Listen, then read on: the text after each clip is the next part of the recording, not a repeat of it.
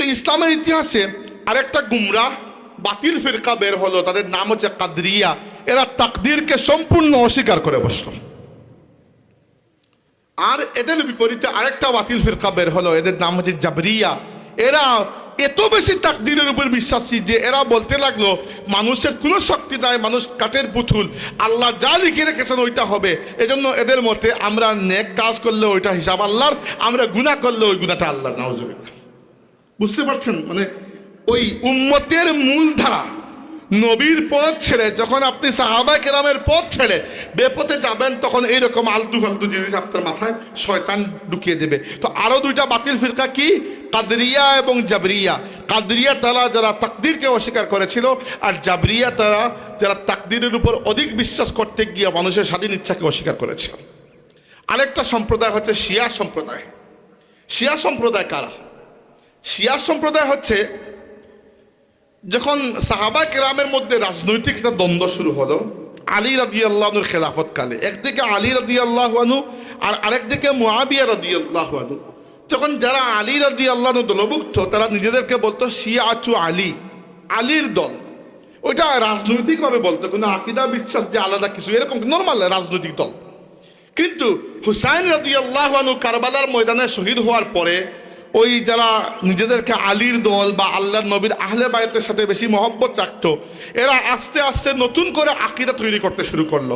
করতে করতে এখন যেহেতু সাহাবায়ে কেরামের পথ থেকে সরে গেছে, শয়তান গুমরাহ করতে করতে এরা এখন এমন আকীদাগুলোতে বিশ্বাসী যে আকীদার সাথে ইসলামের কোনো সম্পর্ক নাই। শিয়াদেরকে আপনারা দেখবেন ঢাকায় ওই হুসেনি দালানে বা ঢাকায় পুরান ঢাকায় কিছু শিয়া আছে, আমাদের সিলেটের আপনারা তো সিলেট জেলায় মৌলভীবাজার জেলায় কুলাউড়া রেখে কিছু শিয়া মানুষ আছে। তো শিয়াদের আকীদা সম্পূর্ণ আমাদের থেকে ভিন্ন। তারা বিশ্বাস করে যে তারা সাহাবায়ে কেরামকে বিশ্বাস করে না, সাহাবীদেরকে সম্মানও করে না, বরং শিয়াদের মধ্যে যারা কট্টর এরা আল্লাহর নবীর সাহাবী আবু বকর, ওমর, ওসমান রাদিয়াল্লাহু আনহুকে অকথ্য ভাষায় গালিগালাজ করে। আমাদের মা আয়েশা সিদ্দিকা রাদিয়াল্লাহু আনহাকে অকথ্য গালিগালাজ করে। এরা শুধু রাসূল সাল্লাল্লাহু আলাইহি ওয়াসাল্লামের সাহাবীদেরকে বাদ দিয়ে আহলে বাইত পরিবারের সদস্য আলী রাদিয়াল্লাহু আনহু, ফাতিমা রাদিয়াল্লাহু আনহা, হাসান রাদিয়াল্লাহু আনহু, হুসাইন রাদিয়াল্লাহু এদেরকে মানে, কিন্তু মানে বলতে ঠিক মতো যে মানে তাও নয়, মানার ক্ষেত্রে উল্টাপাল্টা করে। তারা মনে করে এরা সম্ভবত আল্লাহর পক্ষ থেকে কোনো গায়েবী কেউ একজন দুনিয়াতে এসেছেন। যেরকম ঈসা আলাইহিস সালামকে খ্রিস্টানরা নবী মানতে মানতে উঁচুতে তুলতে তুলতে আল্লাহর পুত্র বানিয়ে দিয়েছে, আর শিয়া সম্প্রদায় আল্লাহর নবীর আহলে বায়ত পরিবারের সদস্যদেরকে সাহাবীদের লেভেল থেকে উপরে তুলতে তুলতে তুলতে তুলতে এমন অবস্থা বানিয়ে দিয়েছে যে এদেরকে মাসুম নিষ্পাপ ইমাম বানিয়ে দিয়েছে। এবং শিয়ারা বিশ্বাস করে যে দুনিয়াতে ইমামরা আসেন।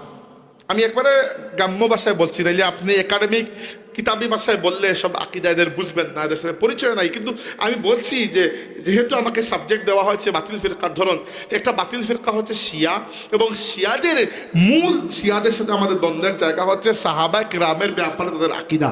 তারা সাহাবীদেরকে শ্রদ্ধা তো করেই না, পুরো সাহাবীদেরকে গালিগালাজ করে। আবার ফিরে আসুন আমার ওই আয়াতে, আমি কি তিলাওয়াত করেছিলাম? ومن يشاقق الرسول من بعد ما تبين له الهدى ويتبع غير سبيل المؤمنين। হিদায়াত স্পষ্ট হওয়ার পরও যারা নবীর বিরোধিতা করে, নবীর বিরোধিতার উদাহরণ হচ্ছে খারেজিরা না, জুল খুয়াইসা তামিমি, ওয়াত্তাবি গায়রা সাবিলিল মুমিনিন, এবং মুমিনদের পথ ছেড়ে অন্য পথ ধরে। এখানে মুমিনদের পথ বলতে সবচেয়ে বড় মুমিন নবীর পরে কারা মুমিন? সাহাবীরা। যারা সাহাবীদের পথ ছেড়ে চলে যায় এরা হচ্ছে শিয়া। তো দেখেন ইসলামে বড় বড় দুইটা গুমরাহ, কাদরিয়া, জাবরিয়া, মুতাজিলা, এরা তো বড় নয়, এরা এসেছিল সয়লাবের মতো, বন্যার পানির মতো, আবার বন্যার পানির মতো ভেসে গেছে। এরা এত বেশি কিছু না। কিন্তু বড় দুইটা যারা ইসলামকে, মুসলমানদেরকে সবচেয়ে বেশি ভুগিয়েছে, একটা হচ্ছে শিয়া সম্প্রদায়, শিয়া ফিরকা, আর একটা হচ্ছে খারেজি ফিরকা। এই খারেজি ফিরকার উৎপত্তি হয়েছে নবীর সাথে বেয়াদবির মাধ্যমে, আর শিয়া ফিরকার উৎপত্তি হয়েছে সাহাবায়ে কেরামের সাথে বেয়াদবির মাধ্যমে। আল্লাহর আয়াতের প্রমাণ পেলেন কিনা? আল্লাহ বলেছেন যে যারা নবীর বিরোধিতা করে এবং মুমিনদের পথ ছেড়ে অন্য পথ ধরে তারা জাহান্নামের পথে চলে যায়। দেখলেন তো, তারা জাহান্নামের পথে চলে গেছে। এই জন্য রাসূল সাল্লাল্লাহু আলাইহি ওয়াসাল্লাম আমাদেরকে কি বলেছেন?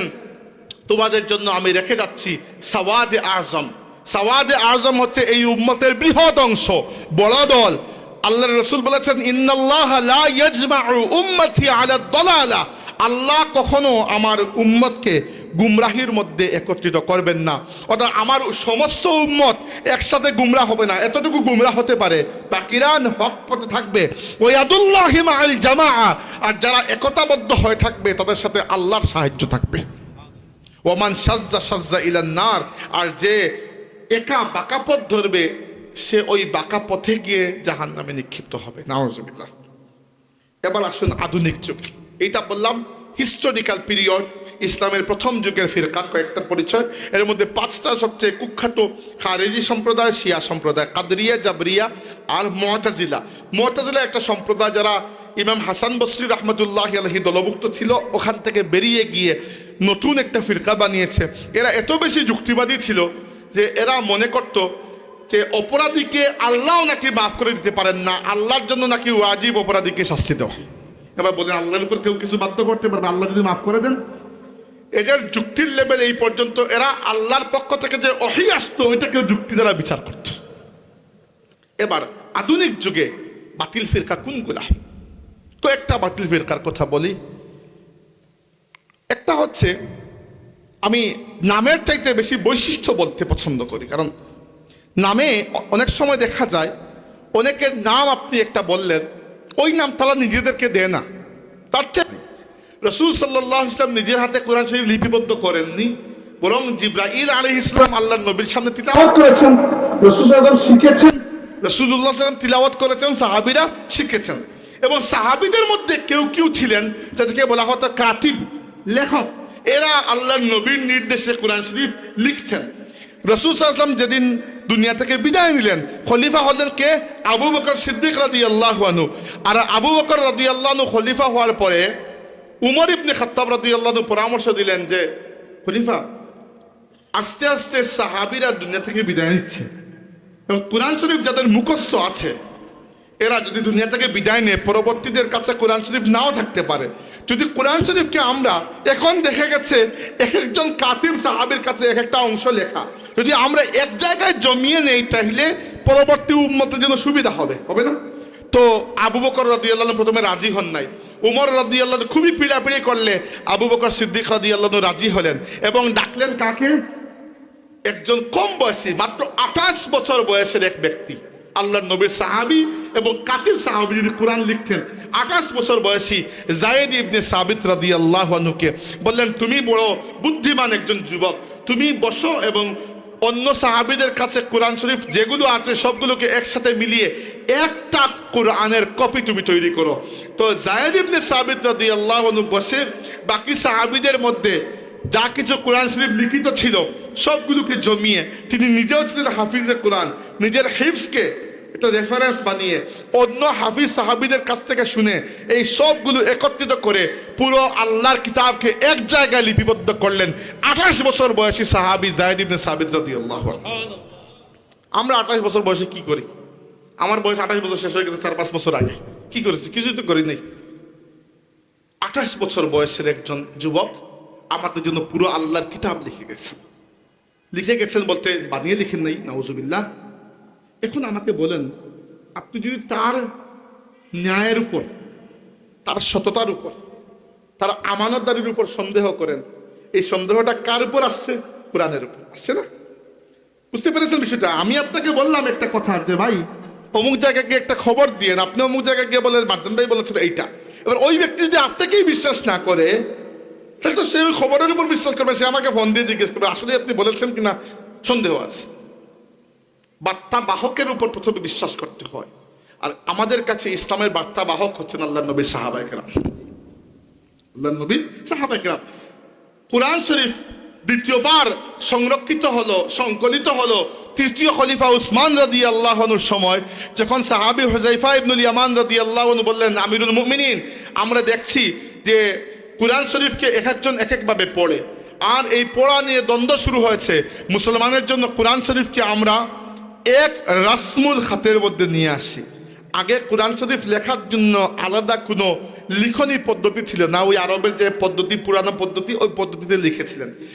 এই জন্য নতুন একটি লেখনী পদ্ধতি বানিয়ে ওই পদ্ধতিতে কোরআন শরীফকে উসমান রাদিয়াল্লাহু আনহুর সময় একটা কমিটি তৈরি করে দেওয়া হলো। কমিটির প্রধান হচ্ছে ওই সাহাবী যায়েদ ইবনে সাবিত রাদিয়াল্লাহু, যিনি আগে লিখেছিলেন। তখন কমিটিতে ছিলেন 4 জন সাহাবী। এই 4 জন কুরাইশ আরব দেশের মধ্যে সবাই আরবি ভাষায় কথা বলি, কিন্তু আরবি ভাষার মধ্যে বিভিন্ন উপভাষা আছে। বাংলা ভাষায় কথা বলি না আমরা সবাই? বাংলা ভাষার মধ্যে সিলেটি, চট্টগ্রাম, রংপুরের ভাষার মধ্যে পার্থক্য আছে না? এটাকে বলা হয় ডায়ালেক্ট, উপভাষা, আঞ্চলিক ভাষা। তো আরবের মধ্যে যে আঞ্চলিক আরবিগুলা ছিল, এক একজন নিজেদের আরবিতে কোরআন শরীফ পড়তো। উসমান রাদিয়াল্লাহু আনহুর সময় যেহেতু আল্লাহর নবী নিজে কুরাইশ বংশের মানুষ, তাই কুরাইশরা যেভাবে আরবি বলে ওইভাবে পুরো কোরআন শরীফকে লিপিবদ্ধ করলেন আল্লাহর নবীর সাহাবী যায়েদ ইবনে সাবিত রাদিয়াল্লাহু আনহু সহ আরো 3 জন সাহাবী। এবং পরবর্তীতে আল্লাহর রাসূলের সমস্ত সাহাবীরা এই ব্যাপারে একমত হলেন যে যায়েদ যা লিখেছেন, এই কমিটি যা সংকলন করেছে, এইটাই কোরআন। মা বাইনা দুফাতাইনি কালামুল্লাহ, এই 2 মলাটের মধ্যখানে যা আছে সবই আল্লাহর কালাম, এর বাইরে আল্লাহর কোনো কালাম নাই। তাই যে আল্লাহর কালাম বলে, আল্লাহর কিতাব বলে নামাজে যা তিলাওয়াত করছেন, ওইটাও লিপিবদ্ধ করে সংকলন করে আপনার জন্য হাজির করে দিয়েছেন আল্লাহর নবীর সাহাবায়ে কেরাম। যে দল, যে ফিরকাকে দেখবেন আল্লাহর রাসূলের একজন সাহাবীর ব্যাপারে নিন্দামন্দ করছে, মনে রাখবেন এরা ওয়াত্তাবি গায়রা সাবিলিল মুমিনিন, মুমিনদের পথ ছেড়ে অন্য পথে চলে গেছে। বুঝতে পেরেছেন? That's the first thing. বর্তমান যুগে এটা জরুরি। 2 নম্বর জরুরি হচ্ছে, রাসূল সাল্লাল্লাহু আলাইহি ওয়াসাল্লাম দুনিয়াতে থাকার সময় একটা সুবিধা ছিল। কি সুবিধা? যেখানে আটকালেন, আল্লাহ নবীকে জিজ্ঞেস করলেন, নবী বলে দিলেন এটাই তো ইসলাম, এটাই তো শরীয়ত, আপনারা কিছু বই পড়া দরকার আছে নাই? নবী দুনিয়াতে আসছেন, আর বইয়ের কি দরকার? নবী তো শরীয়ত, নবী তো দ্বীন, নবী তো ইসলাম, নবী তো হিদায়াত। নবী দুনিয়া থেকে যখন বিদায় নিয়েছেন, আস্তে আস্তে ইসলাম ছড়িয়েছে দুনিয়াতে, নতুন মানুষ মুসলমান হয়েছে। যত ভিন্ন ভিন্ন এলাকার মানুষ মুসলমান হয়েছে, তত নতুন নতুন জীবন জিজ্ঞাসা, যুগ জিজ্ঞাসা, যেটা নতুন প্রশ্ন ইসলামে এসেছে। এবার আল্লাহ তো রব্বুল আলামিন কোরআন শরীফের মধ্যে সব কিছুর মূলনীতি আমাদেরকে দিয়ে দিয়েছেন। আল্লাহর রাসূলের সুন্নতের মধ্যে সব কিছুর আমলি নমুনা আমরা পাই। কিন্তু কোরআন, সুন্নত এবং সাহাবীদের আমলের মধ্যে এটা সমন্বয় করে, গবেষণা করে মানুষের জীবন জিজ্ঞাসার জবাব দেওয়ার জন্য যে একটা পদ্ধতি দরকার, ওইটা তখনও ছিল না, কারণ দরকার ছিল না। সবাই মুসলমান বলতে আরবের মুসলমান, এরা সহজ সরল। আস্তে আস্তে অন্য জায়গার মুসলমানরা যখন আসলো, এরা নতুন প্রশ্ন নিয়ে আসলো, তখন উম্মতের মধ্যে একদল মানুষ বের হলেন, এদেরকে বলা হয় ফকিহ, মুজতাহিদ। এরা কি করলেন? আল্লাহর কিতাব কোরআন, আল্লাহর রাসূলের সুন্নত, যেগুলো হাদিস হিসাবে আমাদের কাছে লিপিবদ্ধ আছে, এবং সাহাবীদের আমল, সাহাবীদের ফতোয়া, এই 3টাকে গবেষণা করে মানুষের জীবন জিজ্ঞাসার প্রশ্নের জবাব দিতে শুরু করলেন। এদেরকে আমরা মুজতাহিদ ইমাম বলি। এবার যারা এই কাজ করেছেন, এদের মধ্যে ইমাম আবু হানিফা রহমতুল্লাহি আলাইহি সর্বাধিক অগ্রগণ্য, ইমাম মালিক রহমতুল্লাহি আলাইহি, ইমাম শাফিঈ রহমতুল্লাহি আলাইহি, ইমাম আহমদ ইবনে হাম্বল রহমতুল্লাহি আলাইহি সহ আরও ইমাম রয়েছেন, যেমন ইমাম জাফর ইবনে সাদিক, ইমাম জাফর আস-সাদিক রহমতুল্লাহি আলাইহি, ইমাম আব্দুল্লাহ ইবনে মুবারক, ইমাম সুফিয়ান ইবনে উয়াইনা, ইমাম সুফিয়ান আস-সাউরি, ইমাম লাইস ইবনে সাদ, ইমাম তাবারি, তারপরে ইমাম দাউদ জাহিরি, অনেক বড় বড় প্রায় 22-23 জন উম্মতের মধ্যে সিনিয়র আলিম এরকম পাওয়া যাবে, যারা কোরআন, সুন্নাহ এবং সাহাবায়ে কেরামের ফতোয়াগুলোকে গবেষণা করে ইন্ডিপেন্ডেন্টলি যুগ জিজ্ঞাসার জবাব দিতেন। এবার প্রত্যেকের প্রশ্নের জবাবগুলো মিলিয়ে তাদের একটা মাযহাব তৈরি হয়ে গেল। মাযহাব বলতে আর কিছু না, মাযহাব বলতে হচ্ছে একটা চিন্তার সমন্বয়, স্কুল অফ থট ইংলিশে বলা হয়। চিন্তার একটা একটা একটা চিন্তা গোষ্ঠী। এমন নয় যে ইমাম আবু হানিফা রাহমাতুল্লাহ আলাইহি বলেছেন যে তোমরা নবীর পথে থাকবে নাকি আমার পথে আসবে, নাউজুবিল্লাহ। একদম মানুষ এরকম উপবাদ দেয়, কিন্তু মানুষকে বোকা বানায় যে নবীর কথা শুনবেন নাকি আবু হানিফার কথা শুনবেন। এটা খুবই বোকার মতো কথা। আমি আপনার বাড়ি কই, আপনার এই এলাকার নাম হচ্ছে ফেলচুগঞ্জ, ধরেন উদাহরণস্বরূপ, আল্লাহ খালাইপুর। আচ্ছা, তো আমি এটা তো সিলেট জেলায় পড়েছে, তাই না? তো আমি মৌলভীবাজার পড়ছে। ও আচ্ছা, এখনো সিলেট ঢুকি নেই। আমি চিন্তা করি সিলেট ঢুকে গেছি। আচ্ছা, সামান্য ঢুকে যাবো ইনশাল্লাহ। না, সমস্যা না, মৌলভীবাজার আমার শ্বশুর বাড়ি আছে। আচ্ছা, যেটা বলছিলাম, তো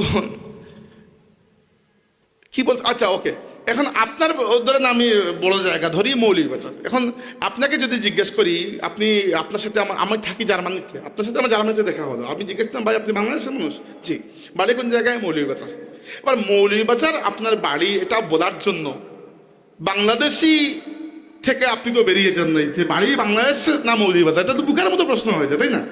তো এভাবে কেউ যদি আপনাকে জিজ্ঞেস করে যে আপনি আবু হানিফার কথা মানেন নাকি আল্লাহর রসুলের কথা মানেন, তো প্রথমে বলবেন যে দেখেন আবু হানিফাকে আমি ইমাম মেনেছি, যে যেহেতু কোরআন এবং আল্লাহর নবীর সুন্নত সম্পর্কে তিনি অধিক জ্ঞান রাখতেন, তিনি মাসলার সমাধান দিয়েছেন, তিনি ইমাম। তিনি কি? ইমাম। কিন্তু আমার ইমান হচ্ছেন মুহাম্মদুর রাসূলুল্লাহ সাল্লাল্লাহু আলাইহি ওয়াসাল্লাম। আমি ইমান এনেছি লা ইলাহা ইল্লাল্লাহু মুহাম্মদুর রাসূলুল্লাহ বলে। এজন্য আবু হানিফা আমার ইমাম। ইমান নয়, ইমান হচ্ছেন নবী মুহাম্মদুর রাসূলুল্লাহ সাল্লাল্লাহু আলাইহি ওয়াসাল্লাম। আল্লাহর রাসূলের সুন্নতকে আমার জন্য আমলি একটি নমুনা বানিয়ে পেশ করেছেন ইমাম আবু হানিফা। তাই ইমাম আবু হানিফার ফতোয়াকে আমি মানি নবীর সুন্নতকে ভালোভাবে বোঝার জন্য, আমল করার জন্য। বুঝতে পেরেছেন বিষয়টা? দেখেন ভাই, আমাদের মধ্যে এই যারা বসে আছি সবাই তো আর আলিম না, তাই না? সাহাবীদের মধ্যেও সবাই যে খুব বড় দরজার আলিম ছিলেন এরকম না। আল্লাহর নবীর বাগাদের মধ্যে সব ধরনের ফুল ছিল। হ্যাঁ, সাহাবীদেরকে যখন আমি বলছি বড় মাপের আলিম ছিলেন না, এর মানে নাউজুবিল্লাহ এই নয় যে আমি আমার সাথে কম্পেয়ার করছি, আমি অন্য সাহাবীদের সাথে কম্পেয়ার করছি। ধরেন আল্লাহর রসুলের বিদায় হজের খুতবার সময় প্রায় 1.25 লক্ষ সাহাবী উপস্থিত ছিলেন। এদের মধ্যে সবাই কি একই পর্যায়ের নাকি? কি মনে হয় আপনার? সবাই কি আবু বকর সিদ্দিক রাদিয়াল্লাহু আনহু নাকি? সবাই কি আলী ইবনে আবি তালিব রাদিয়াল্লাহু আনহু নাকি? না। তো সাহাবীদের মধ্যে, এই 1.25 লক্ষ সাহাবীদের মধ্যে ফতোয়া দিতেন মাত্র 15-20 জন সাহাবী। আর সবাই এদের ফতোয়ার অনুসরণ করতে। কারণ কি? এরা ইলম অর্জনের সময় ব্যয় করেছেন। বাকিরা কেউ জিহাদের সময় ব্যয় করেছেন, কেউ রাজনীতিতে সময় ব্যয় করেছেন, কেউ অন্য ব্যবসায় সময় ব্যয় করেছেন, কেউ ইসলামের দাওয়াতের সময় ব্যয় করেছেন। এক একজন এক এক জায়গায় আল্লাহর রসুলের বাগানের মধ্যে সব ধরনের ফুল ছিল, যখন যেটার দরকার। এভাবে তো আজকের যুগে আমরা যখন এসে বলি যে আমরা মাযহাব মানি না, তার মানে আসলে আমরা মাযহাব মানি না বলতে বুঝাচ্ছি যে আবু হানিফা বা মালিক বা শাফিঈ বা আহমদ ইবনে হাম্বল এই মানুষগুলোর মাযহাব আমরা মানি না। আমরা নতুন করে একটা মাযহাব বানিয়ে নিয়েছি, বা আমরা আজকের যুগের কোনো শায়েখের অনুসরণ করি। কারণ যারা মাযহাব মানেন না বলেন, তারাও তো যে খুব বড় বিজ্ঞ আলিম তা তো নয়, তাই না? তারাও তো আমার মতো ওই। কিন্তু এই অবস্থায় তো আপনি কোরআন শরীফ, আল্লাহর নবীর সমস্ত হাদিস, এগুলোর মধ্যে তুলনামূলক গবেষণা, সাহাবা কেরামের আমাল এবং ফতোয়া, এবং মুমিন মুসলমানদের যে এই ইলমি ট্রেডিশন আছে গত 1500 বছরের, সবগুলো যে স্টাডি করেছেন এমন তো না। ও অবস্থা তো আপনারও আমার মতো। এখন আপনি যদি ইন্ডিপেন্ডেন্ট ফতোয়া দিতে শুরু করেন, আপনি পড়েছেন 2 কিতাব, ওই 2 কিতাব থেকে ফতোয়া দিয়ে শুরু করবেন, এরপরে কি হবে জানেন? হাদিসে এসেছে যে ইন্নাল্লাহা লা ইয়ান্তাজিউল ইলমা ইনতিজাআন ওয়ালাকিন ইয়াকবিদু, ইন্নাল্লাহা লা ইয়াকবিদুল ইলমা ইনতিজাআন ওয়ালাকিন ইয়াকবিদুল ইলমা বিকবদিল উলামা। আল্লাহ পাক যখন ইলম উঠিয়ে নেবেন, এমন নয় যে মানুষের অন্তর থেকে কেড়ে ইলম নিয়ে যাবেন, না। আলিমদেরকে আল্লাহ মৌত দান করবেন, মৌতের মাধ্যমে, আলিমদের মৌতের মাধ্যমে ইলম উঠে যাবে। এরপরে কি হবে? ইত্তাখাযান নাসু রুউসান জুহালান, মানুষ জাহিলদেরকে তাদের ইলমি উস্তাদ, পণ্ডিত এবং নেতা বানিয়ে নেবে। ফাআফতাউ বিগাইরি ইলমিন, এরা ইলম ছাড়াই ফতোয়া দিবে। ফলাফল আদাল্লু ওয়া আদাল্লু, নিজেও গুমরাহ হবে, মানুষকে গুমরাহ করবে। কি জন্য? যারা আল্লাহর রসুলের যুগের অধিক নিকটবর্তী, তাদের কাছে আল্লাহর রসুলের হাদিস ছিল, আল্লাহর কিতাবের ইলম ছিল, সাহাবা কেরামের ইলম ছিল, এবং সবচেয়ে বড় কথা হল তাদের মধ্যে তাকওয়া ছিল। আমাদের আজকের যুগের তাকওয়া কমে গেছে, আল্লাহর ভয় এদের মধ্যে ছিল। আজকের যুগে এসে আমার যে সকল ভাইয়েরা বলেন আমরা মাযহাব মানি না, এই মাযহাব মানি না বলতে তারা আসলে বোঝাতে চান যে আমরা ওই সালাফে সালিহিনের যে মাযহাব, ধরেন আমাদের আইম্মা মুজতাহিদিনদের, এই মাযহাব মানি না। আজকের যুগের কোনো সুন্দর চেহারার শায়েখ তিনি টেলিভিশনে এসে যে ফতোয়া দেবেন, আর কোন না কোনো ফতোয়া আপনি মানবেন, তাই না? নইলে আপনি নিজে ফতোয়া দেবেন। নিজে ফতোয়া দেওয়ার যোগ্যতা না থাকলে সৌদি আরবের কোনো শায়েখ অথবা বাংলাদেশের কোনো শায়েখ অথবা হিন্দুস্তানের কোনো শায়েখের ফতোয়া, তাইলে আপনিও যদি কোনো একজন শায়েখের ফতোয়া মানতে পারেন, আমি শায়েখ আবু হানিফার ফতোয়া মানতে সমস্যা আছে? এই একটা ফিতনা। হ্যাঁ, আপনি যদি মনে করেন যে আমি ইমাম মালিক ইমাম শাফেঈ হয়ে গেছি, ঠিক আছে, আমিও আপনাকে স্যালুট করতে পারি, এরকম বড় আলিম। উদাহরণস্বরূপ আমি পৃথিবীতে অনেক সিনিয়র ওলামা আছেন যারা 40 বছর 50 বছর 60 বছর ইলমের পিছনে ব্যয় করেছেন। কিন্তু এটা নির্দিষ্ট মাসলায় যদি এদের ফতোয়া বাকি সবার ফতোয়া দেখলে ভিন্ন হয়ে যায়, আর আমরা যদি নাও মানি, আমরা কি তাকে গালাগালি করি? না, সম্মান দিই, কারণ ইলমের সম্মান। আমরা মনে করি যে এক ফতোয়া হয়তো মিলছে না, কিন্তু তিনি আলিম, এতে কোনো সন্দেহ তাই। কিন্তু প্রত্যেক লাল্লু পাঞ্জি উঠে গিয়ে যদি ফতোয়াটা শুরু করে দেন, তাহলে হবে কি?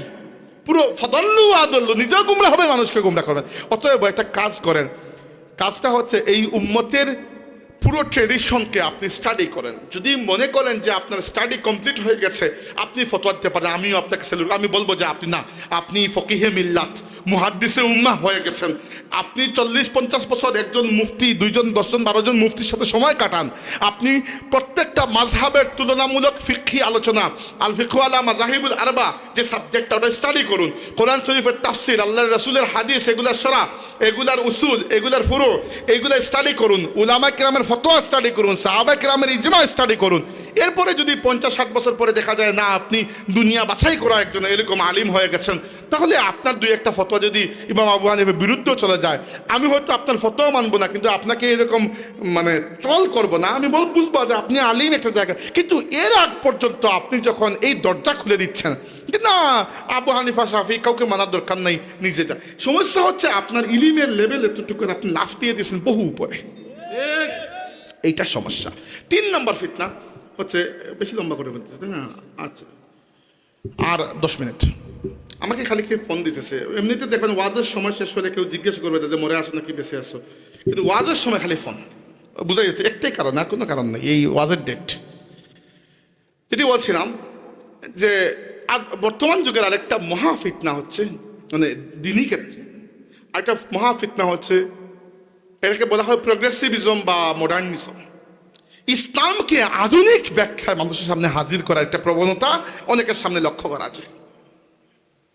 আমাকে বলুন, রসুল সাল্লাল্লাহু আলাইহি ওয়াসাল্লাম শেষ নবী, এটা তো আমরা স্বীকার করি।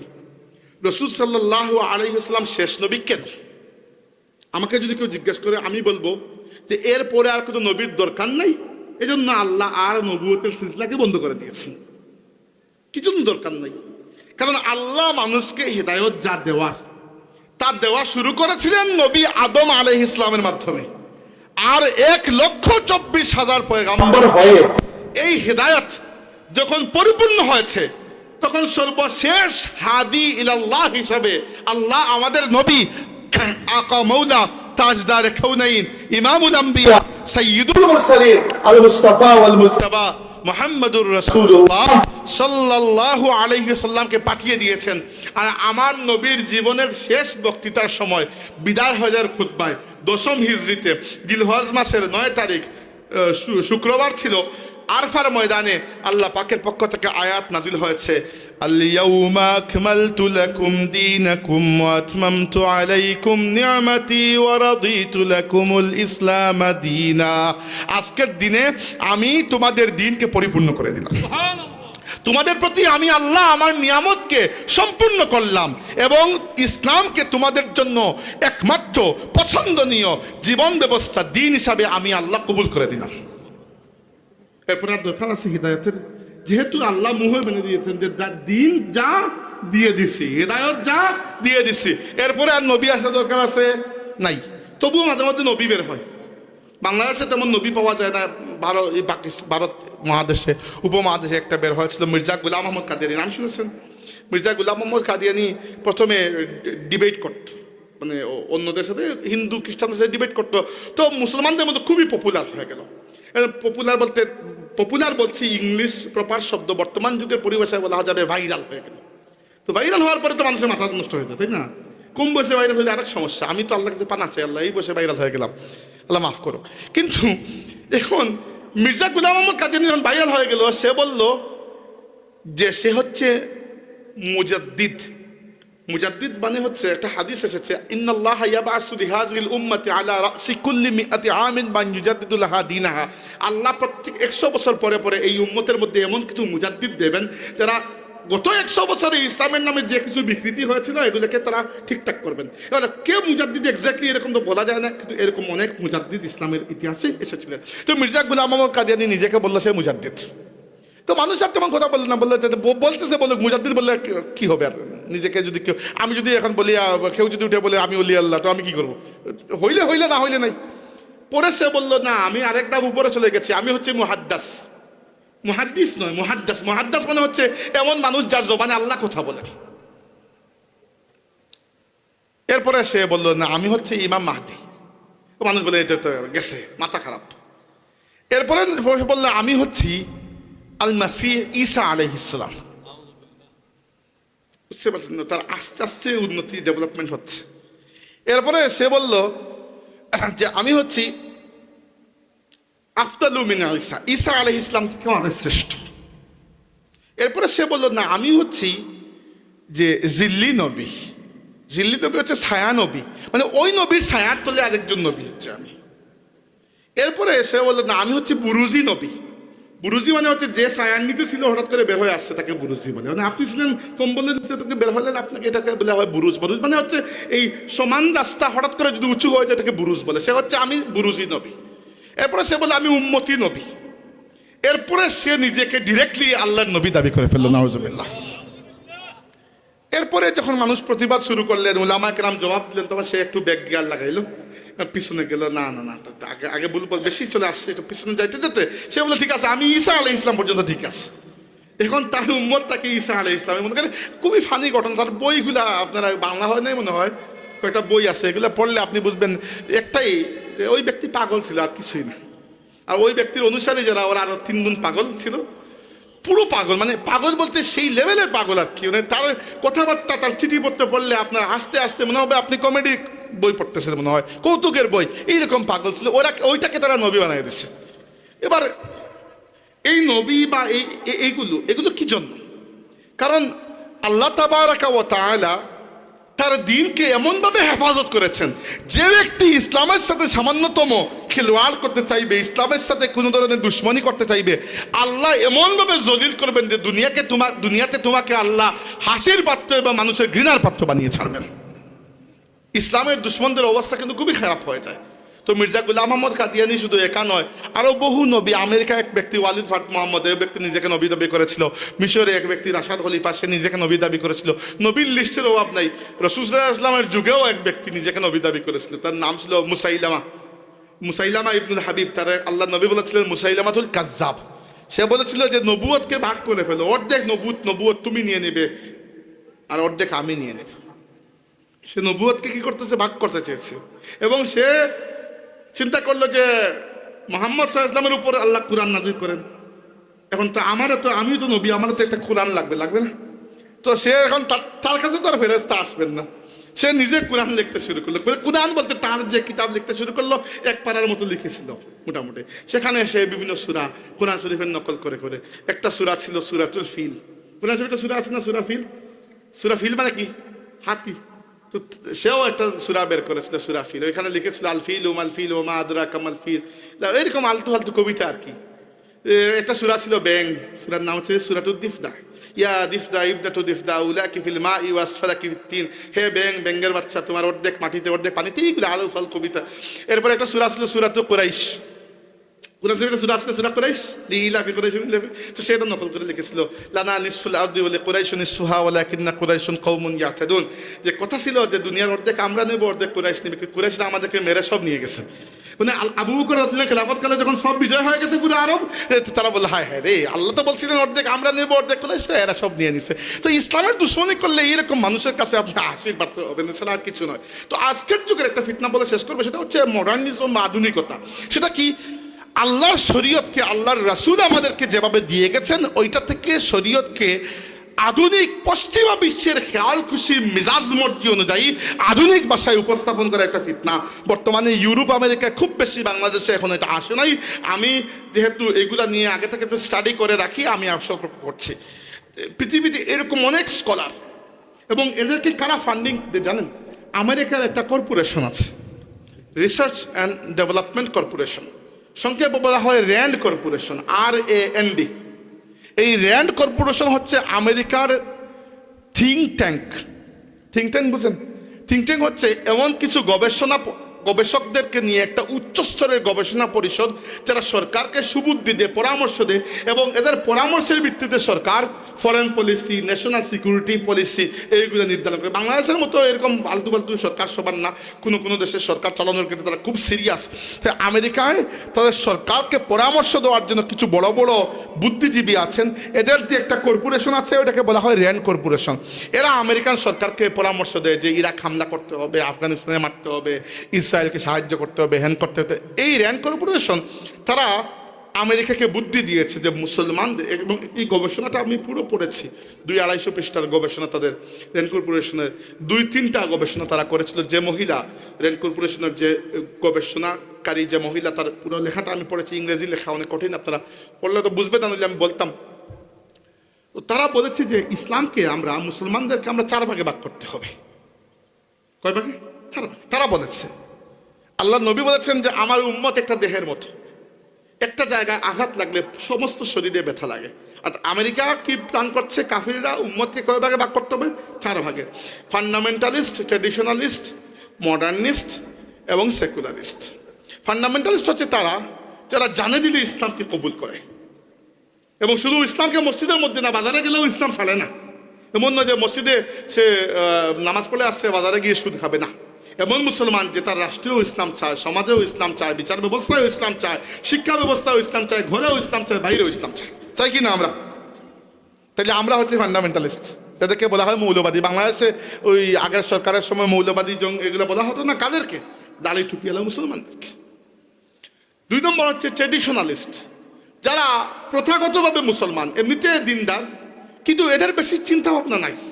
অর্থাৎ আমাদের আলিমুলামার মধ্যে একদল মানুষ আছেন যারা খুবই দিনদার, নেককার মানুষ, কিন্তু দুনিয়া সম্পর্কে এত খবরাখবর রাখেন না। এই টাইপের একদল মুসলমান আছেন, এরা নেককার, ভালো ইমানদার মুমিন মুসলমান, কিন্তু দুনিয়া সম্পর্কে এত খবরাখবর রাখেন না। তো এই 2 কিসিমের মুসলমানকে তারা বলেছে যে এরা আমেরিকার শত্রু। প্রথম যারা, এরা দুনিয়া সম্পর্কে খবরাখবর রাখেন। আর 2 নম্বর যারা, এরা দুনিয়া সম্পর্কে খবরাখবর না রাখলে ওরাও পাক্কা মুসলমান। এবং প্রথম দল আর দ্বিতীয় দল যদি মিশে যায় একসাথে, তাহলে আমাদের কিন্তু খবর আছে, আমেরিকার খবর আছে। আর 2 আর 3 4 কি মডার্নিস্ট বা প্রগ্রেসিভ বলে দেখে, আর সেকুলারিস্ট। প্রগ্রেসিভ হচ্ছে যারা ইসলামকে আমাদের আমেরিকা, ইউরোপের মর্জি, খেয়াল খুশি অনুযায়ী আধুনিক বানিয়ে উপস্থাপন করতে চায়, শরীয়তের বিভিন্ন জিনিসকে কাটসাট করে, বুঝতে পারছেন, এটা আছে না একটা বিষয়, ওইভাবে করতে চায়। এরা আমাদের বন্ধু। আর 4 নম্বর হচ্ছে সেকুলারিস্ট, এরা নামাজ নাই, রোজা নেই, কিছু নেই, এরা নামকেও আছে মুসলমান, এরা থাকলেও কিছু না, না থাকলেও কিছু না। এরা হচ্ছে তরকারিতে ধরেন ওই যে সিনেমন স্টিকের মতো, মানে দারুচিনির মতো, দারুচিনি দিলেই কি না দিলেই কি, দারুচিনিতে পড়েই থাকবে, কেউ খেতে খাবে না। তো সেকুলার মুসলমান হচ্ছেন দারুচিনির মতো, এরা দিলেও কিছু না, না দিলেও কিছু না। ধরুন আপনি আজকে গিয়ে গরুর কিছু রান্না করে দেবেন, আমি রান্না করেছি বহুদিন দারুচিনি ছাড়া, কিছুই হয় না, নর্মাল যেভাবে ছিল ওইভাবেই আছে। দারুচিনি হুদাই মানুষ একটু খুশবের জন্য দেয়, আর তো কিছু না। তো এরা হচ্ছে দারুচিনি মার্কা মুসলমান। তারা বললো যে এই 2 ধরনের মুসলমান আমাদের বন্ধু, এদেরকে আমরা স্থান দিতে হবে। এবার সমস্যা তাদের একটাই, সেটা হচ্ছে সাধারণ মুসলমানরা মসজিদের জুমার নামাজের খুতবায় বলুন, ইমামতিতে বলুন, ওয়াজের মাহফিলে বলুন, মসজিদে বলুন, মাদ্রাসায় বলুন, 3 এবং 4 এই 2 ক্যাটাগরিকের মুসলমানরা নেতৃত্ব দেবে না। মুসলমানরা ওই নেতৃত্ব দেবে আগের 2 ধরনকে। এজন্য আমেরিকা প্ল্যান করেছে যে আমরা টেলিভিশন এবং সোশ্যাল মিডিয়া, অন্যান্য জায়গায় যারা মডার্নিস্ট, ইসলামকে যারা আমাদের ইচ্ছা অনুযায়ী, আমেরিকার ইচ্ছা অনুযায়ী উপস্থাপন করে, এদেরকে আমরা মিডিয়ায় বেশি বেশি করে স্থান দিতে হবে, যেন ওই ব্যালেন্সটা ঠিক হয়। এখন ধরেন এখানে আমি এসেছি, আল্লাহ রসুলের কথা বলছি, আপনারা কবুল করছেন। এখানে এমন একজন আসলো যে রাসূলুল্লাহ সাল্লাল্লাহু আলাইহি ওয়াসাল্লাম এবং কুরআনের এই যে দিন ইসলাম, সেটাকে বিকৃত করে আপনাকে বললো যে দা ইসলামের সমকামিতাও জায়েজ, ট্রান্সজেন্ডারও জায়েজ, আপনি থাপ্পড় দিয়ে বিদায় করে দেবেন, তাই না? কবুল করবেন না। কিন্তু এমন জানেন, কসম করে বলছে, আমি নিজের কানে শুনেছি অস্ট্রেলিয়ার একজন ইমামকে যে বলেছে সমকামিতা এবং ট্রান্সজেন্ডার নাকি জায়েজ। আমি এরকম একজন স্কলার পেয়েছি সাউথ আফ্রিকায়, তিনি বলেছে আজকের যুগে সুদ নাকি জায়েজ হয়ে গেছে। এইটাকে বলা হয় আধুনিকতার ফিতনা। এই যে ইসলামকে আধুনিক করা, আল্লাহর দিনকে আধুনিক করার দরকার নাই। আল্লাহর দিন কিয়ামত পর্যন্ত যেভাবে ছিল ওইভাবে থাকবে ইনশাআল্লাহ। তো এই যে বাতিল ফিরকা, আমি পূর্ববর্তী যুগের 4টা ফিতনার কথা বললাম, খারিজি ফিতনা, শিয়া, আর কাদরিয়া জাবরিয়া যাকে একসাথেই বলছি, কারণ এরা একে অপরের এপিট ওপিট। আর আরেকটা হচ্ছে মুতাজিলা বা অধিক যুক্তিবাদী দল। আর বর্তমান যুগের তিনটা, সাহাবায়ে কেরামের প্রতি যারা বিদ্বেষ পোষণ করে, আইম্মা মুজতাহিদিন যারা অনুসরণ না করে নিজের খেয়াল খুশি প্রবৃত্তিকে অনুসরণ করে, আর শেষ ক্যাটাগরি হচ্ছে যারা ইসলামকে মডার্নিজম বা আধুনিকতার ফিতনার মূলকে সেকুলার ইসলাম, অর্থাৎ এমন ইসলাম যেটা এমন বাঘ যার না আছে দাঁত না আছে নখ, এমন বাঘ থাকার তো অর্থ নাই। তো এমন ইসলাম যার মধ্যে নাই জিহাদ, যার মধ্যে নাই দাওয়াত, যার মধ্যে নাই কোনো সুজাত, কোনো বীরত্ব, কিছুই নাই, খালি বসে বসে নামাজ। খালি বসে বসে তসবিহ পড়ার জন্য তো আল্লাহ আমাদেরকে দেন নাই। তসবিহ তো আল্লাহর সমস্ত মাখলুকাতই পড়ে, আপনি তো নতুন কিছু না। একটা বকরিও তো আল্লাহ তসবিহ পড়ে। তা আপনার ইসলাম যদি তসবিহ পড়ার মধ্যে সীমাবদ্ধ থাকে, তা আপনার মধ্যে আর ছাগলের মধ্যে কি পার্থক্য রইল? আল্লাহ রাব্বুল আলামিন আপনাকে দায়িত্ব দিয়েছেন, ওয়াকাযালিকা জাআলনাকুম উম্মাতান ওয়াসাতাল লিতাকুনু শুহাদাআ আলান নাসি ওয়া ইয়াকুনার রাসূলু আলাইকুম শাহীদা। হে আমার নবীর উম্মত, তোমাদেরকে আমি আল্লাহ মধ্যপন্থী উম্মত বানিয়েছি। আর তাফসিরে এসেছে মধ্যপন্থী উম্মত মানেই শ্রেষ্ঠ উম্মত। কি জন্য? দুনিয়াতে এমনভাবে তোমরা চলবে যে কিয়ামতের ময়দানে রাসূল তোমাদেরকে সাক্ষী দিবেন যে তোমরা মুমিন মুসলমান, আর তোমরা বাকি সমস্ত নবীর উম্মতদেরকে সাক্ষী দিবে, তাদেরকে তোমরা মুমিন বলবে, আমি আল্লাহ এদেরকে জান্নাতে দেব। এত বড় ডিউটি আপনার উপর। কুনতুম খায়রা উম্মাতিন উখরিজাত লিন-নাসি তা'মুরুনা বিল মা'রুফি ওয়া তানহাউনা আনিল মুনকারি ওয়া তু'মিনুনা বিল্লাহ। আল্লাহ বলেছেন তোমরা শ্রেষ্ঠ জাতি, তোমাদেরকে বের করেছেন আল্লাহ মানব জাতির জন্য। তোমাদের কাজ হচ্ছে মানুষকে নেক কাজের প্রতি ডাকবে, বদ কাজ থেকে বিরত রাখবে এবং নিজের ঈমানটা পাকাপোক্ত করবে।